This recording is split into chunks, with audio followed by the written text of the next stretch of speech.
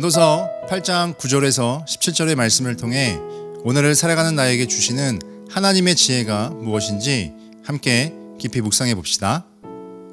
내가 이 모든 것을 보고 해 아래에서 행하는 모든 일을 마음에 두고 살핀즉 사람이 사람을 주정하여 해롭게 하는 때가 있도다.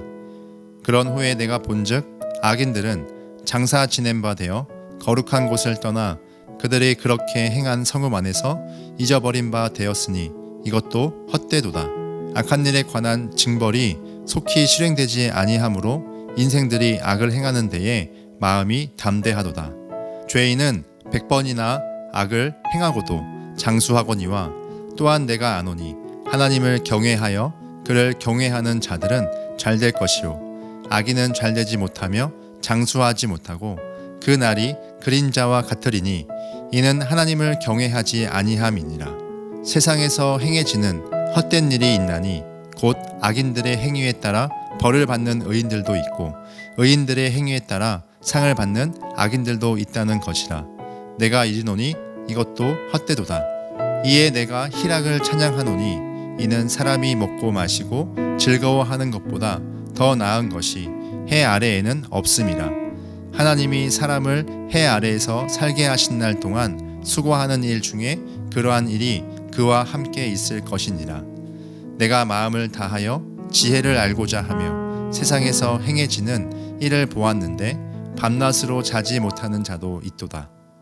또 내가 하나님의 모든 행사를 살펴보니 해 아래에서 행해지는 일을 사람이 능히 알아낼 수 없도다. 사람이 아무리 애써 알아보려고 할지라도 능히 알지 못하나니 비록 지혜자가 아노라 할지라도 능히 알아내지 못하리로다. 어릴 적 나는 내가 모르는 걸 알아 라는 말은 참 강력했습니다. 정보의 우위가 힘이 되어 아이들 사이에서도 알고 모름을 통해 지배 관계가 형성되었기 때문입니다. 성인도 다르지 않습니다. 모른다는 이유로 무시당하거나 모름을 악용해 남을 지배하려는 현상은 사회 전반에 스며들어 있습니다. 인공지능의 시대 속에 검색 몇 번이면 모든 정보를 얻지만 우리는 여전히 모름 속에 살아가야 합니다. 이 모름을 무기가 아닌 서로 배려와 협력하며 살기 위해 어떻게 받아들여야 할까요? 9절에 사람이 사람을 주장하여 해롭게 하는 때가 있다고 말합니다. 이것은 권력을 휘두르는 소수의 사람들로 인해 사람들이 고통당하는 세상의 부조리와 타락한 인간의 본성을 뜻합니다. 하나님의 창조 질서에 따라 생명을 나누는 동등한 관계이자 돕는 배필로 인간이 만들어졌지만 죄를 짓고 타락했습니다. 이후 서로를 지배하려는 존재가 되었고 힘을 가진 자들이 힘 없는 자들을 억압하며 지배하는 구조가 되었습니다. 그래서 하나님이 보시기에 심히 아름다운 세상이 깨져버린 현실은 전도서가 바라보는 세상의 모습입니다. 11절은 악한 일의 심판이 속히 시행되지 않아 악을 행하는 마음이 담대해졌다고 말합니다. 즉 지배 구조의 강화를 설명하며 악을 저지르는 경고입니다.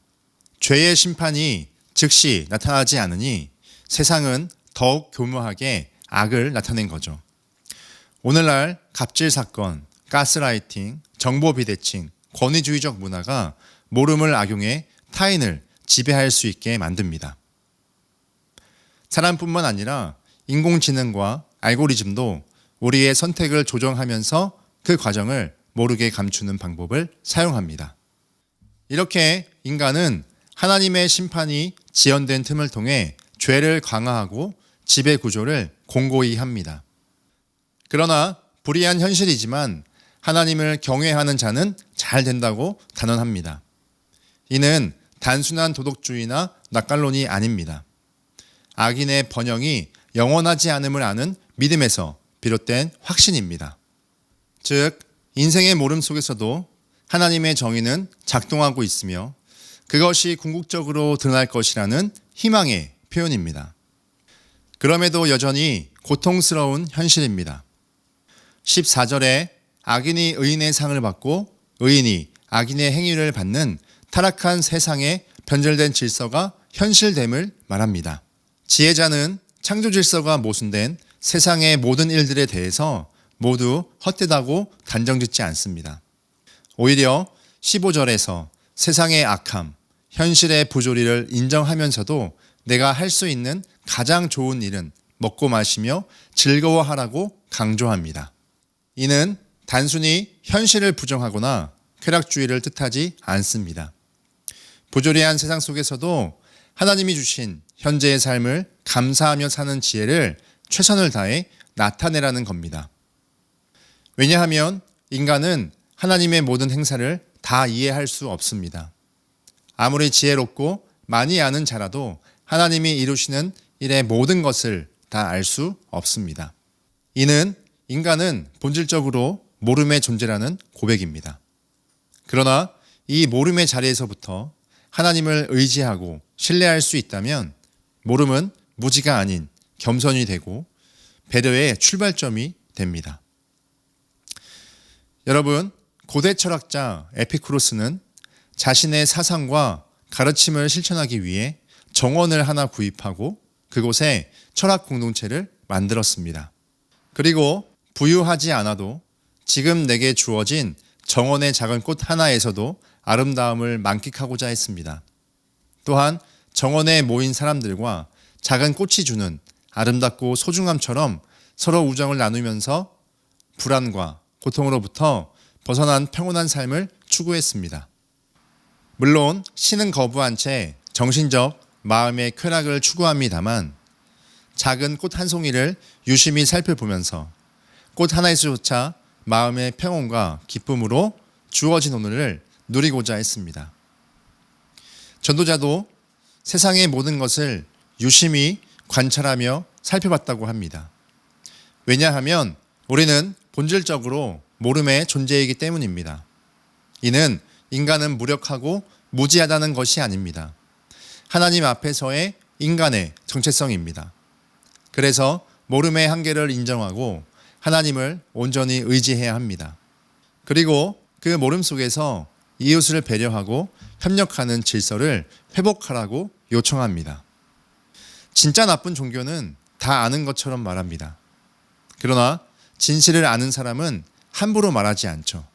우리 삶이 과학과 기술 발전으로 모든 걸 다 설명하는 것 같지만 우리는 아는 것으로 지배하는 삶이 아닌 하나님이 요구하시는 명령을 통해 이웃을 배려함으로 모름 속에서 살아가는 부족한 삶이 되어야 합니다.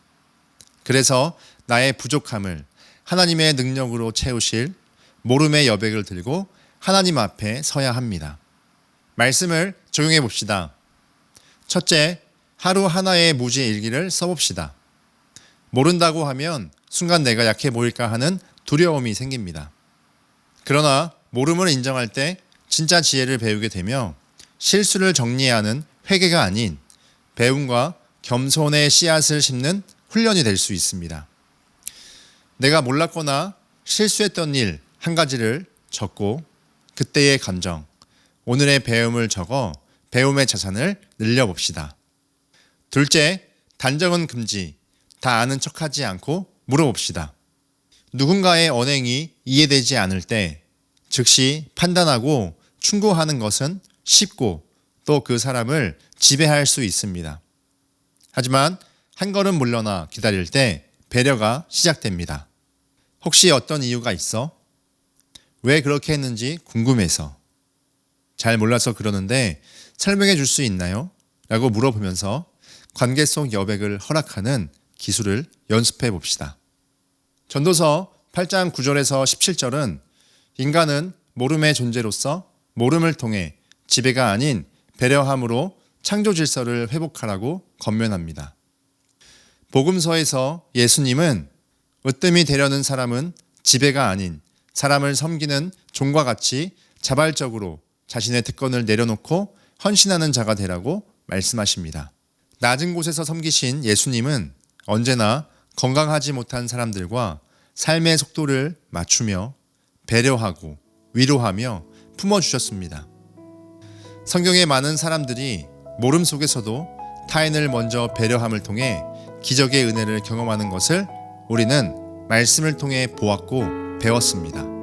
저와 여러분의 오늘이 모름 속에서 하나님을 의지하며 조금은 부족해도 이웃과 손잡고 함께 속도를 맞춰 살아가는 배려의 하루, 섬김의 하루가 되기를 축복합니다.